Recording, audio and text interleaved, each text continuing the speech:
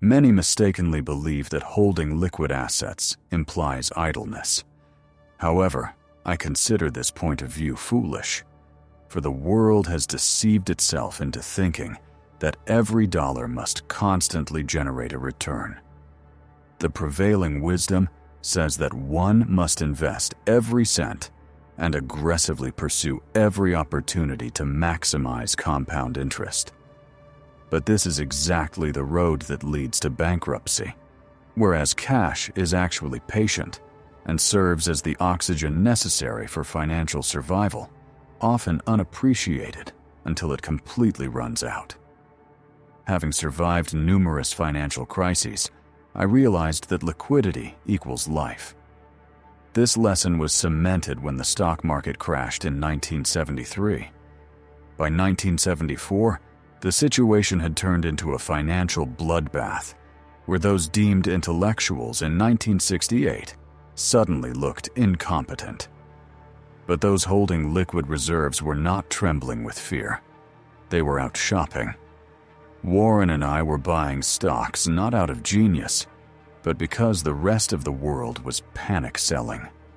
We possessed the one asset they lacked, giving us the time to think rationally, while others succumbed to hysteria, and the freedom to act when opportunity disguised itself as catastrophe.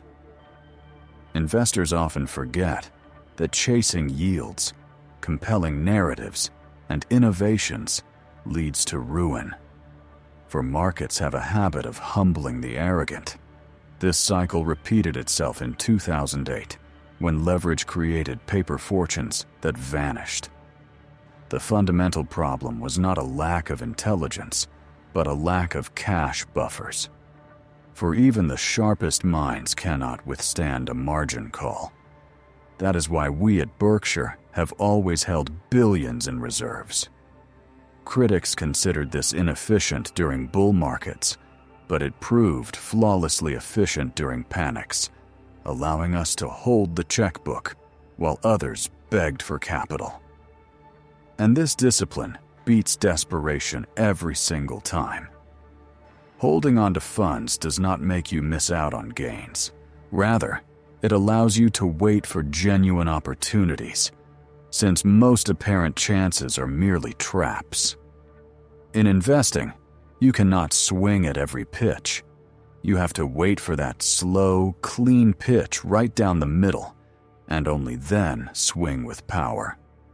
But if you have exhausted your resources pretending to be active, you will find yourself broke when the perfect pitch finally arrives. Most investors live in a state of overcommitment and overleverage, buying out of the fear of looking idle and mistaking mere movement for actual progress. However, experienced observers understand that markets feed on human weakness, inflated by greed and exposed by fear. Liquidity protects you from both extremes, sparing you the need to sell your best assets to cover short-term debts, which is merely survival, not investing. And survival becomes expensive without preparation. Holding reserves is the ultimate act of defying the crowd during a boom. It invites mockery until the music stops, and you are the only one left with a chair. Although timing the market is impossible, preparation is real, and you do not need to predict the next crash to survive it. For every collapse is identical in its consequences, where overconfidence meets leverage, and gravity takes its toll.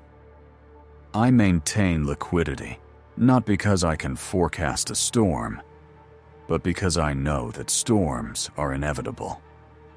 Believing otherwise is a fantasy, as booms and busts have existed since the dawn of capitalism. Upswings begin with cheap money and wild optimism claiming that this time is different. And they all end in panic and frozen liquidity, offering good news only to the prepared. Winning the long game requires embracing boredom as a strategy. For while cash is boring, It yields a profit if you can outweight the impatient. When the next crash comes, and it surely will, accompanied by the same headlines in despair, a select few will quietly buy while the masses sell, not because they predicted the events, but because they respected history. When people ask me how much money is needed to sleep soundly and act when others cannot, survival instincts honed by experience show that being fully invested makes a person vulnerable, not brave. Cash offers options, not yields. And in a crisis, these options are priceless, as the greatest opportunities arise when others are forced to sell due to abandoning the rule of keeping reserves for when the world loses its mind. The true difficulty is learning to sit still, as people are addicted to action and confused by the idea that constant motion equals wealth. However, wealth stems from the discipline of doing absolutely nothing while others go crazy. Liquidity provides the luxury of ignoring market convulsions and letting fools exhaust themselves. Warren and I often joked that our favorite activity was reading and waiting without drama or predictions. Inaction is only costly if you lack a purpose. The average investor, meanwhile, buys out of boredom and sells out of fear. Both forms of stupidity are rewarded with poverty. In the 1970s, I realized that people lose money not because of bad luck, but because they cannot bear inaction, craving stimulation more than results, and mistaking motion for intelligence. At Berkshire, we avoid aggression and wait for opportunities so obvious that they seem simple. We understand that doing nothing is an active, powerful decision, requiring resistance to the urge to put money to work constantly. It takes humility to admit that you do not have brilliant ideas every day. For the stock market is a waiting room, not a battlefield, a place where you compete against your own impatience, not against other investors. Few succeed because they would rather swing and miss 19 times than wait for one life-changing pitch. But patience quietly compounds results, while others vainly try to predict the next recession or revolution. Forecasts are largely useless since no one knows the future, making the phrase, "I don't know," the smartest and most honest, yet least popular statement in finance. The world rewards confidence more than competence, leading to loudmouth advisors with no track record selling activity. But your business is the rationality of survival, and cash allows you to keep your sanity when others cannot afford to do so. True investing implies strategic silence, waiting when others panic, and striking when others wait. Even Warren sat on mountains of cash for years, simply refusing to be stupid. The market ultimately punishes arrogance and rewards patience, although this may eventually exceed your ego's tolerance. Therefore, if you need excitement, go to Las Vegas. But if you want wealth, learn to enjoy boredom. When chaos ensues, you must slow down, allowing cash to let the noise settle until clarity emerges. This is in stark contrast to those who blow up from overtrading and borrowing. As Warren says, when the tide goes out, cash is the bathing suit that covers you. And while some boast of being fully invested as a sign of bravery, I see it as fragility, knowing that a brutal year following quiet ones will test them. Most never learn.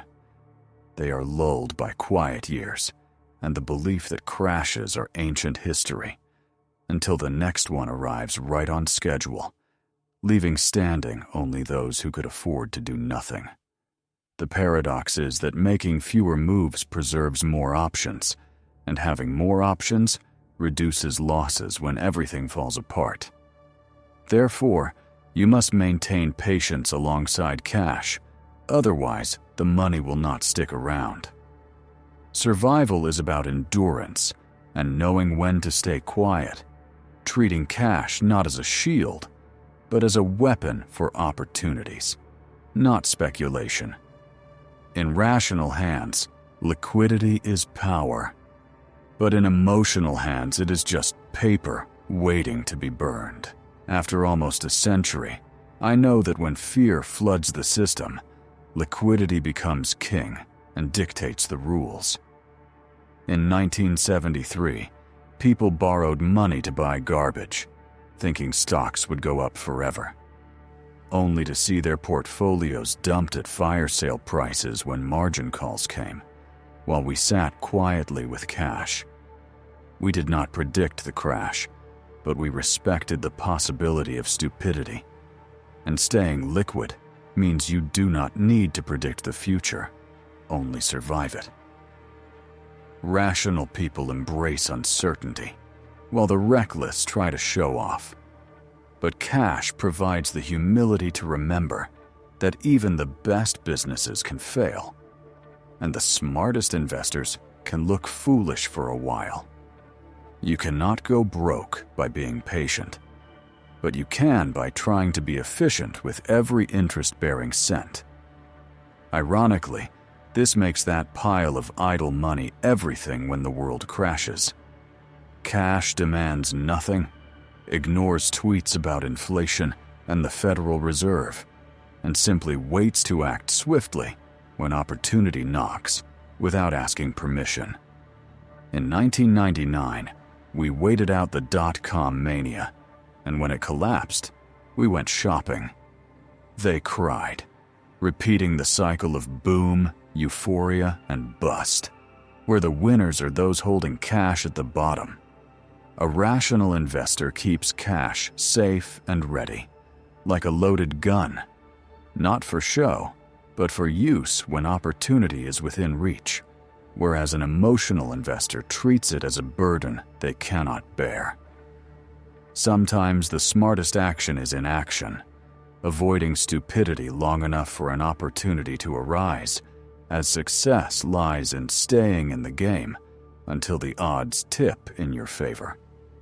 The odds always turn, but you must be solvent when they do. Most blow up beforehand by overextending themselves, forgetting that leverage and ego are grenades, and cash is the pin. Liquidity allows you to step back from the madness and wait for rationality to return, at which point you write checks rather than beg for mercy. Losing 2% a year to inflation is trivial compared to losing 50% overnight to stupidity. Rational people accept this trade-off, preferring to look foolish holding cash than to be obliterated chasing yields. We sit and wait for the screaming to stop, for when the noise fades, value speaks, and only those without drowning debts can hear it. Cash is a weapon only for those who can control themselves. Otherwise, it is wasted ammunition. Markets reward restraint, and cash is restraint in its purest form. Every crash begins with overinvestment disguised as confidence, escalating into arrogance and ending in tears. Because people treat idle money as if it were radioactive.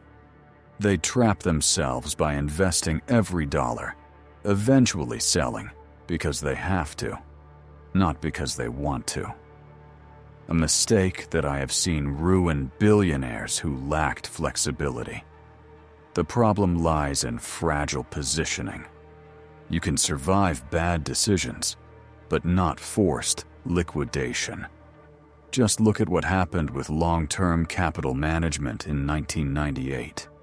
Even though they were managed by Nobel laureates using models and leverage, they blew up when volatility broke their models, forcing them to beg for a bailout because they had stopped managing risk.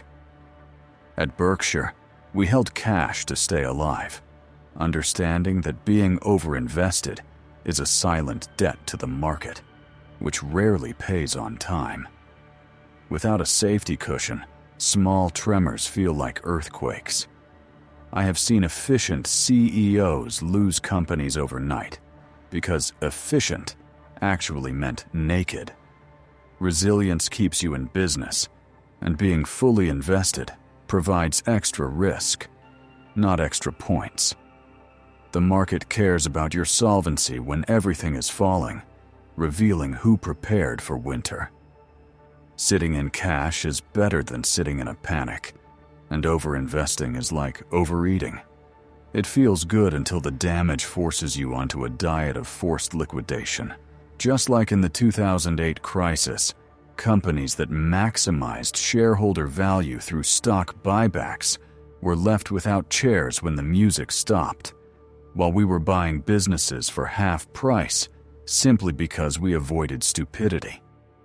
Avoiding catastrophe is an underrated advantage.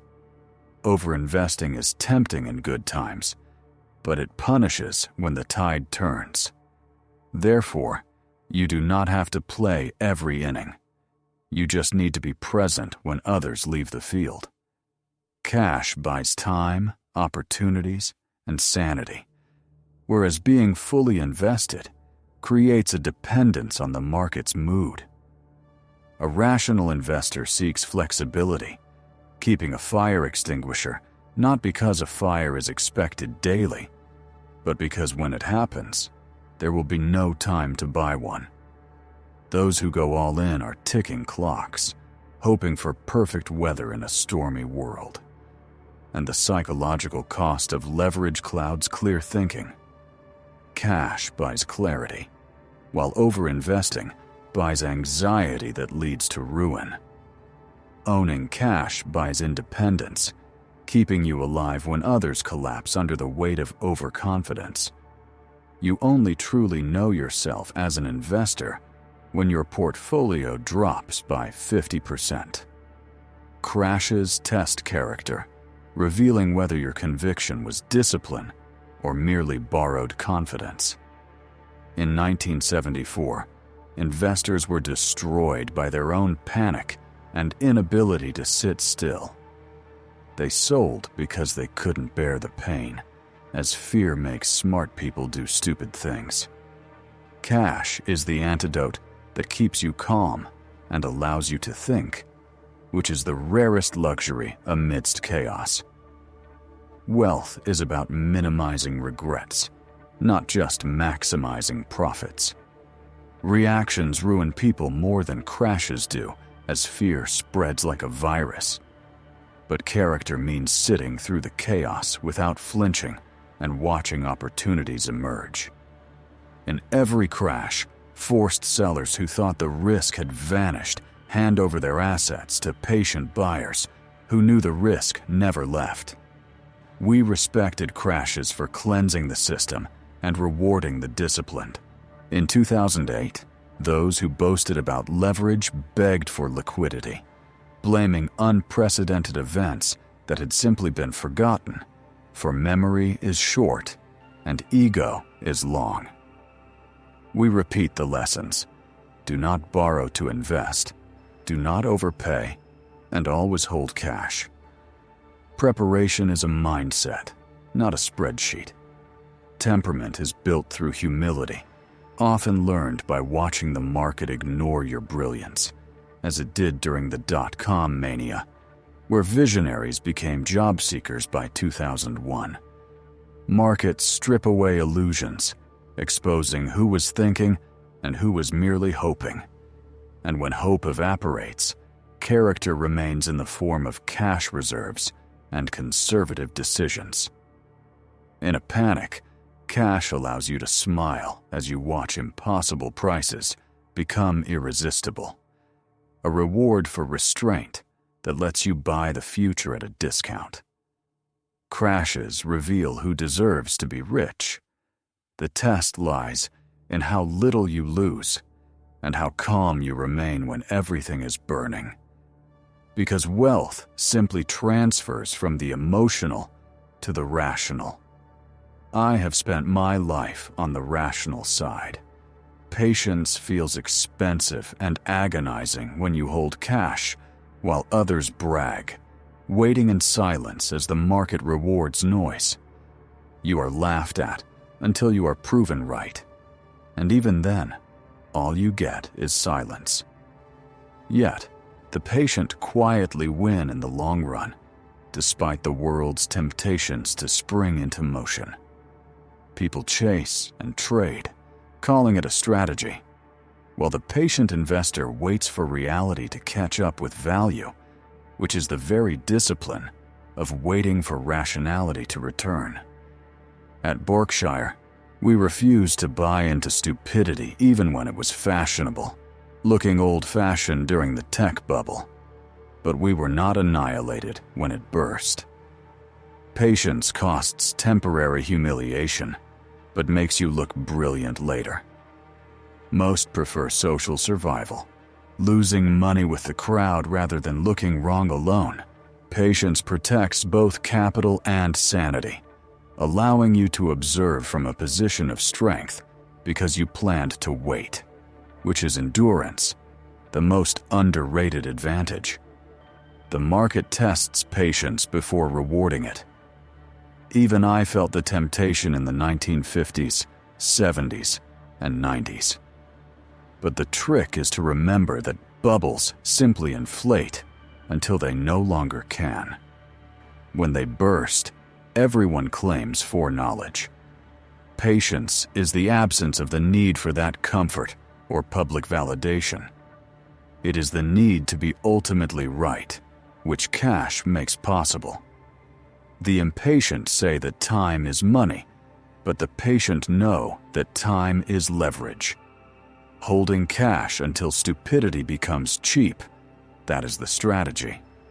Because the market turns optimism into opportunity for those who wait. If you endure the boredom, you will own the assets sold by others in panic. But if you do not, you will own regret.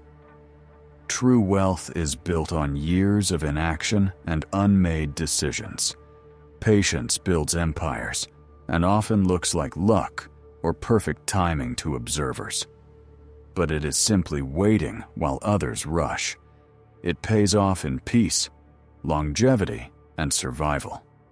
You can predict blow-ups by observing people.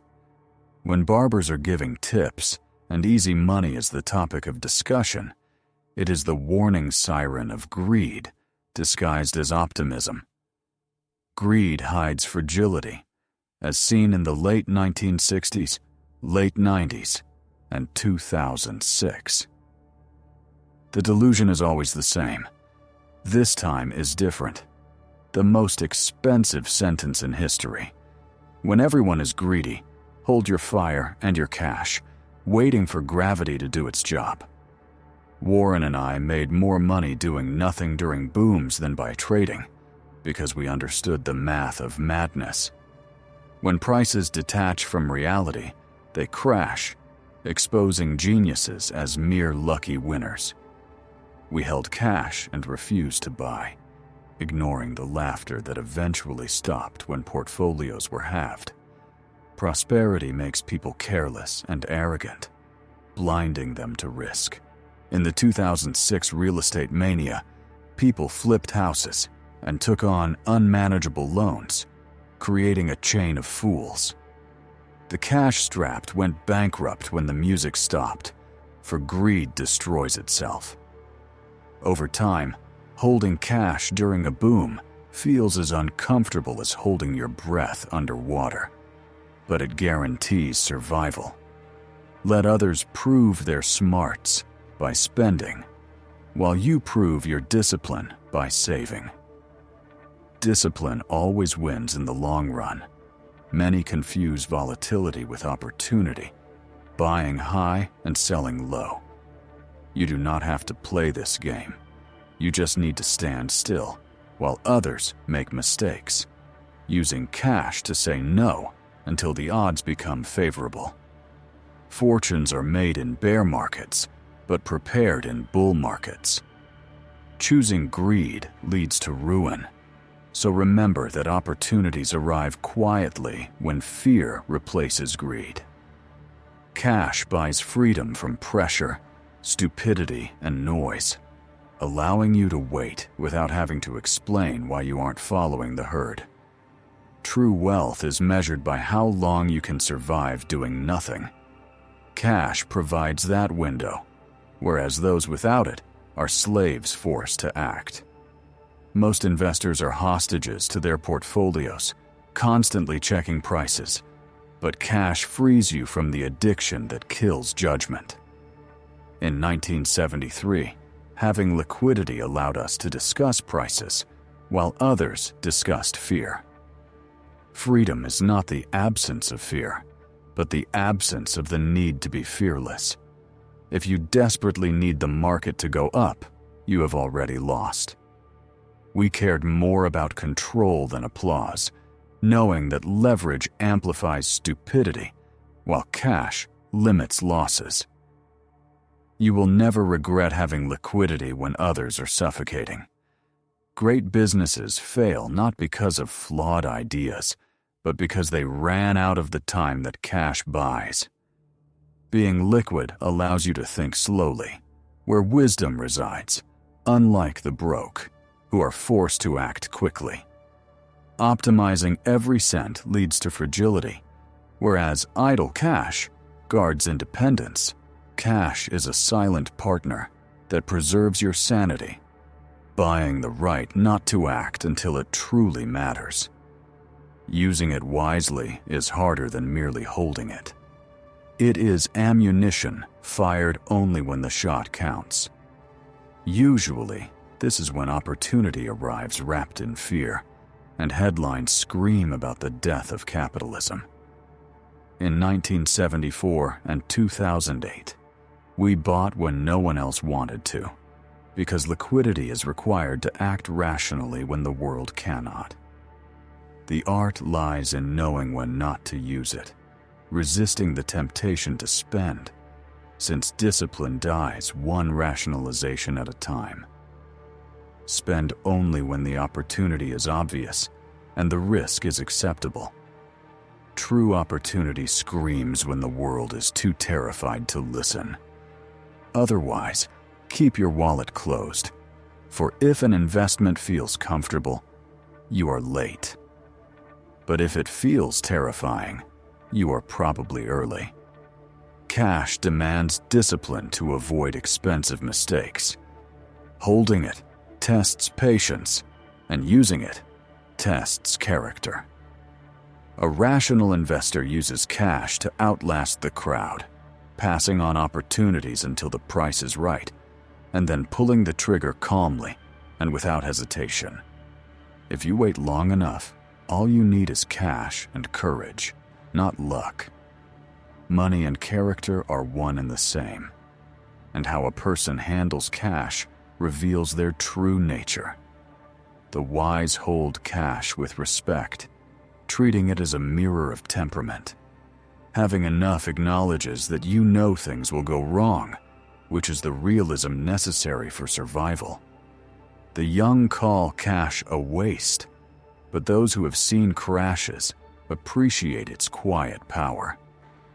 Investing is about avoiding stupid mistakes over long periods of time, which cash makes possible.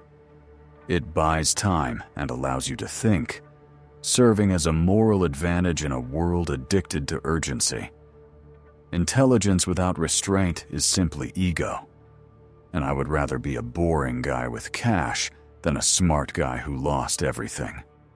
Wisdom is knowing when not to act, and cash teaches humility, discipline, and patience. Every bubble is an IQ test, passed through restraint, and every crash is a character test, passed through patience. Cash helps you pass both. It allows you to observe and act calmly when the next inevitable crisis strikes, proving that you value reason over reaction. Always hold cash, not for the yield, but for resilience, as the market rewards those who endure boredom and stay sane when the world forgets how it is done.